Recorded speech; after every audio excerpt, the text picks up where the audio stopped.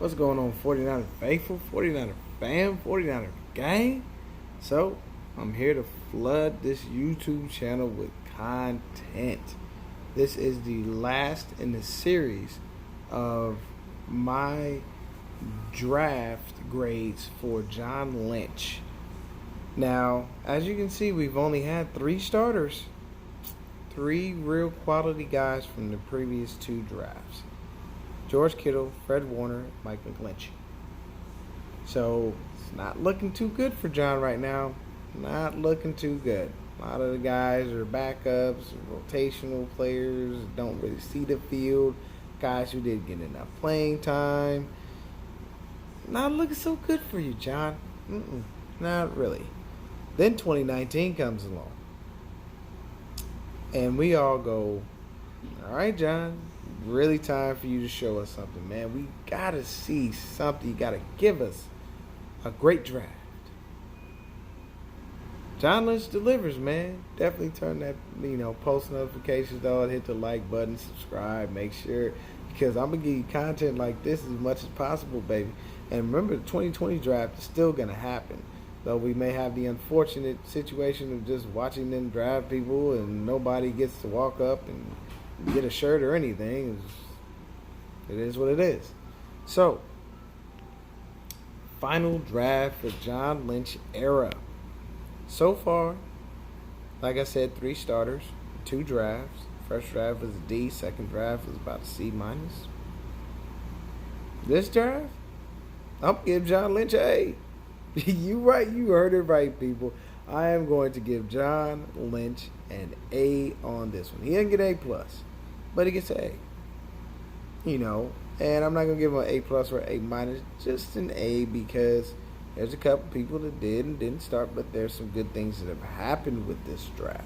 So, we will start off with the 2019 draft, and first person drafted at number 2 was Mr. Nick Bosa. Nick Bosa, as far as a grade, gets an A+.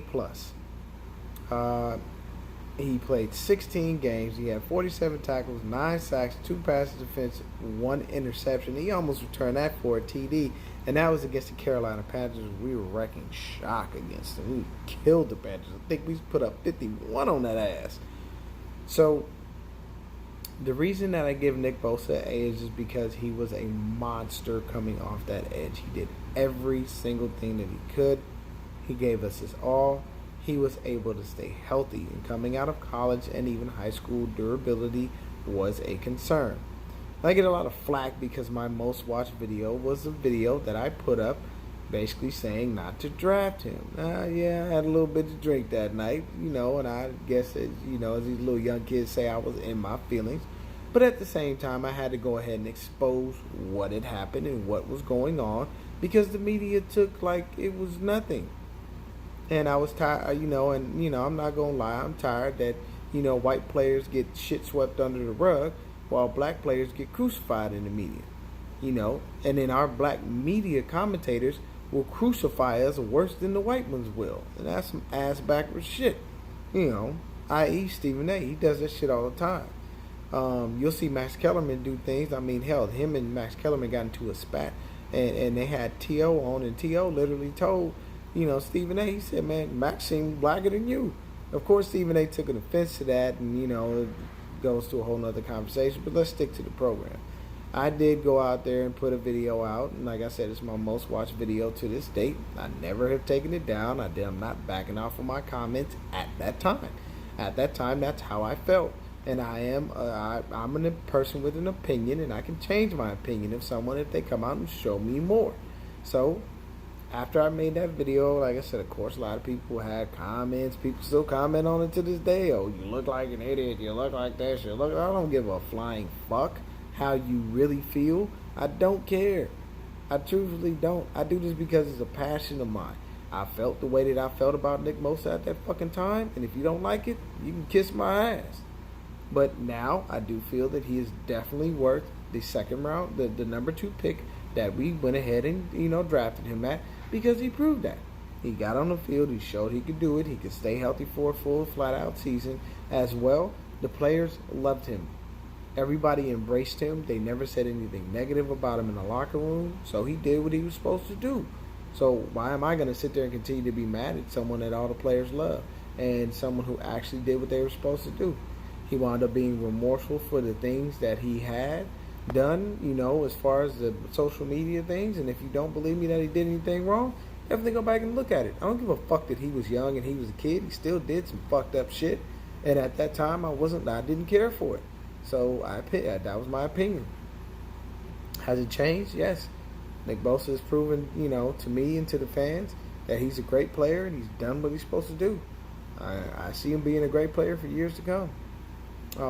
So moving on, Debo Samuel. Nick gets an A plus. Next thing we get Debo. You can't say enough about Debo, man. You really, really cannot. Debo is just he Debo. He got the stamp from Tiny Lister Jr., the person who played the actual character in the Friday movies. You know what I'm saying? He was there in Friday, Friday and Friday After Next. If you don't know who Tiny Lister Jr. is, look him up, man. Every role he plays, he's always playing somebody big and menacing and evil and mean and everything. And from what I hear, Debo got the name, and he got it from his dad. And he said that he gave him that because whenever they would go and do things, or they would, take him places, he'd take your toys and play with the shit. He didn't ask you, he did it. So he's just been that way since he was a kid. Debo's real name is Tyshawn. And it's Tyshawn Samuel. But Debo, 15 games, 57 catches, 802 yards, 3 TDs, 14.1 yards per catch, 70% catch percentage. That's fantastic. Rushing, 14 carries, 159 yards, 3 TDs, 11.4 yards per rush. The man had 961 yards from scrimmage. That is beautiful for a rookie. And if you didn't watch him, Debo just progressed and got better and better and better. And our receivers in general got better when E-Man Sanders got there. But he just progressed.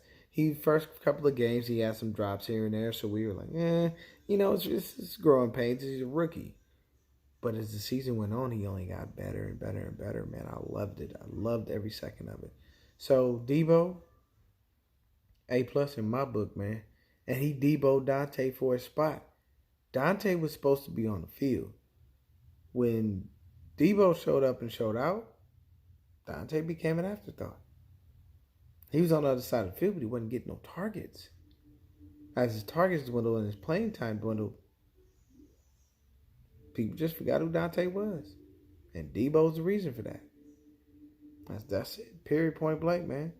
When you can run a jet sweep like Debo, you get PT, baby. That motherfucker was out there running that jet sweep to the max. Had we ran that shit continuously in the Super Bowl because they couldn't stop it, we just would have won based off that. They had no answer for the shit. None. So, the next guy we draft, Jalen Hurd. Give him an F. He's a fail. Because he hasn't played. He hasn't done anything. His potential, limitless. What we saw from him in preseason, that one game, fantastic. But if you're not on the field, you're not producing, you get a fail. He didn't do anything. Now, if he comes this year and balls out, I will gladly bring his grade up, accordingly. But I'm going to tell you right now, it's an F because he's not healthy. John Lynch has a really bad track record of drafting guys that do not stay healthy. He even drafted Kentavious Street knowing he was going to redshirt for a year. You draft a motherfucker based off of their fucking potential when you know they're going to redshirt their first year and they're coming off an injury? No. You draft a guy based off potential because you know he's healthy and he's going to produce and show you that potential can translate into the NFL when you're playing with the big boys instead of playing with college kids. That's why you draft people. Moving on rapidly. Mitch Wisnowski. Now, at first, I was not very happy about this. It was the 4th round. Why the fuck are we drafting a punter from Australia? What the fuck? You can get a punter in the 5th, 6th, 7th, 8th, rounds. Why would you draft him in the 4th round? What happened? Mitch Wish shut my mouth real quick. Shut my mouth real. Mitch can punt the ball in the air for so far. You could have a 3-course dinner and a dessert and possibly get something to go before the ball comes down out the fucking air. This guy can hit. He comes from Australia where they play rugby, so this is just rough. That's just basically football without pads and different rules. He laid a motherfucker out in the game. He got a flag for it, but you should have seen the sideline of the 49ers. They went bananas. It went straight crazy. Full out just off. Was like, what? Did you see? Like, yo, Mitch will rock your world. That is one puncher in the league you better respect, because he'll flatten that ass. He could give a fuck. He will come through and he will hit you. And he will hit you hard. And you will know that Mitch Wish knocked the lights out your ass. So Mitch did great, man. 16 games, 96 kickoffs, 6,105 yards. He had 49 touchbacks, so that's at least more. That's 51% of the time. There was a touchback and there wasn't any kind of space for them to be able to actually try to return. His kickoff average is 63.6 yards. Punting, 52 punts, 2,333 yards. His longest punch was 65 yards. That's a leg, boy. And then yards per punt was 44.9. So that's 44 yards you got to make up. And we got gunners on special teams doing shit. So you ain't going to make up too much. So next guy up, we got Dre Greenlaw. And I give Dre Greenlaw a B. And the only reason I give him a B is because he didn't really get a lot of PT. Basically, when Quan went down, Dre Greenlaw came in and it was almost a seamless transition. Dre Greenlaw played 16 games. He had 1 interception. He had 2 passes defense. He had a sack. He had 92 tackles. He had 3 tackles for a loss. That shit was amazing. And the thing about that is that when he had that interception, it was against the Seahawks. When he stopped dude right there on the goal line, it was against the Seahawks. So I love that. His sack came just basically because he touched Kyler Murray when we played the Cardinals. But either way, hey, sack is a sack. Take him how you get him. But Dre Greenlaw came in and did amazing things for us. For a dude to basically really only play probably about 8 to 10 games, you know what I'm saying, and have 92 tackles. He missed a few, but he made more than he missed. And Dre was just a revelation. If you don't know about the kid, look him up, man. He had a nice little thing.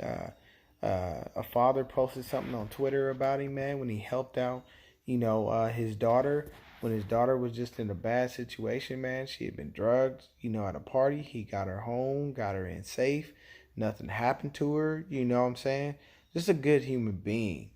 But on the field, he's a monster. When he plays, he does great, man. He's a member of the Hot Boys. And when Dre stepped in, man, it was almost a seamless transition. Quan brings the energy that you just don't get with regular players, but Dre stepped in and did everything he was supposed to do.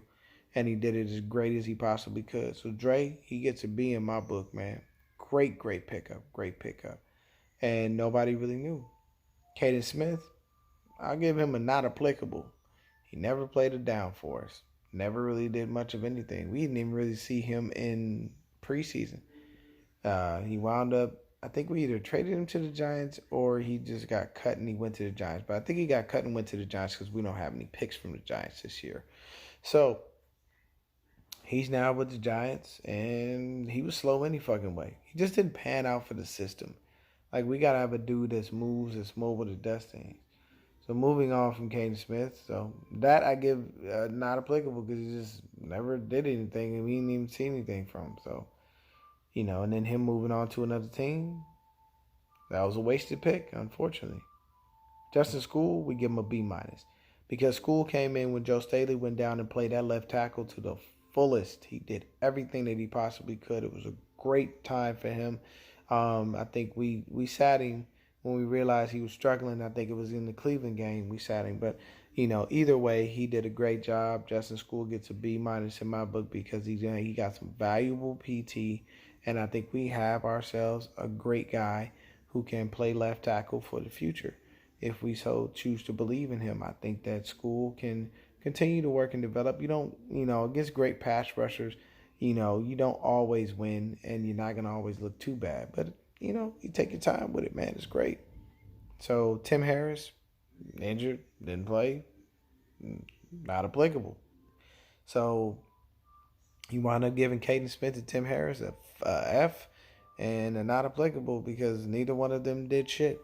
So our draft basically went just like this.